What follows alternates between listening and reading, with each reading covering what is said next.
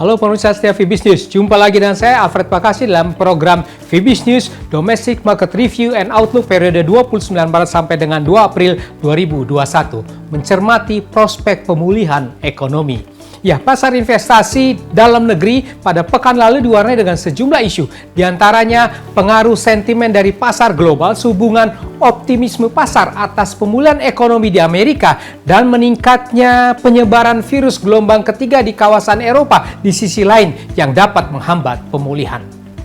Otoritas Jasa Keuangan minggu lalu merilis penilaiannya bahwa stabilitas sistem keuangan masih terjaga dan mampu mendorong proses pemulihan perekonomian Indonesia. Untuk korban virus di Indonesia, berita resmi terakhirnya sudah sekitar 1.487.000 orang yang terinfeksi dan 1.323.000 orang yang sembuh dengan tingkat kesembuhan tinggi 88,9% dan 40.000 orang lebih sudah meninggal. Ya, untuk minggu berikutnya isu antara perkembangan pandemi virus corona, prospek pemulihan ekonomi dalam dan luar negeri akan kembali mewarnai pergerakan pasar. Seperti apa dinamika pasar hari-hari ini? Berikut detail dari Fibis News Domestic Market Review and Outlook periode 29 Maret sampai dengan 2 April 2021. Ya, kita mulai dengan pasar modal Indonesia. Indeks harga saham gabungan pada pekan lalu terkoreksi cukup tajam 2,53% secara mingguannya ke level 6.195. Ini merupakan satu koreksi kembali di minggu keduanya. Terpicu atau terdorong oleh sentimen negatif yang datangnya dari bursa regional dan aksi jual investor asing, namun mengalami rebound di hari terakhir pasarnya. Untuk berikutnya ISG ini kemungkinan akan berupaya untuk melanjutkan rebound terakhirnya itu khususnya di awal pekan depan. Mata uang rupiah pada pekan lalu melemah kembali tipis saja 0,08% secara mingguannya ke level 14.417 rupiah per US dollar. Ini merupakan satu koreksi di minggu ke-6-nya dalam pergerakan yang fluktuatif atau naik turun.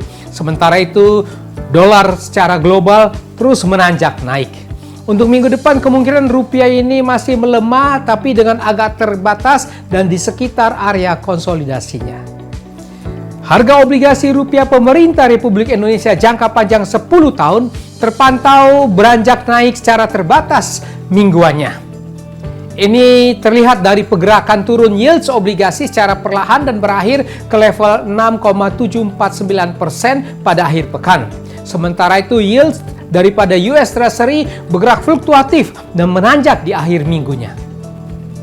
Ya pemirsa setia Fibis News, Bank Indonesia pada pekan lalu merilis data terbaru posisi investasi internasional atau PII Indonesia pada triwulan 4 2020 yang mencatat penguatan aliran modal masuk asing capital inflow. Pada akhir triwulan 4 itu PII Indonesia mencatat kewajiban neto 281,2 miliar dolar AS atau 26,5% dari PDB.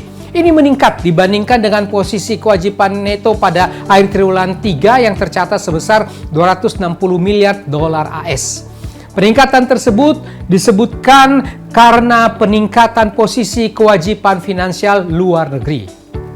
Sementara itu, rapat Dewan Komisioner Otoritas Jasa Keuangan pada pekan lalu menilai bahwa berdasarkan data hingga Februari 2021, stabilitas sistem keuangan masih terjaga dan mampu mendorong proses pemulihan perekonomian yang sedang dilakukan oleh pemerintah.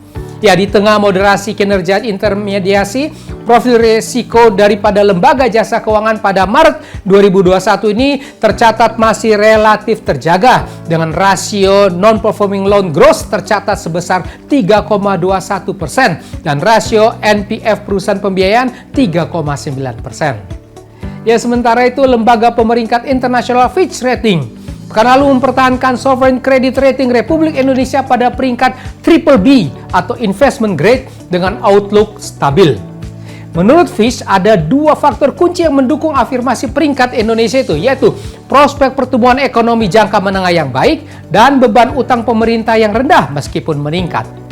Ya, perbaikan sejumlah indikator ekonomi tersebut menunjukkan bahwa ekonomi Indonesia sedang bergerak ke arah pemulihannya di tahun 2021 ini.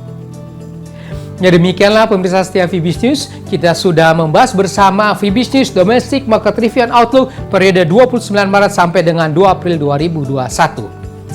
Saya di sini Alfred Pakasi, mohon diri sejenak, kita akan bertemu kembali. Baiklah untuk semuanya, stay safe, stay healthy, salam VBS.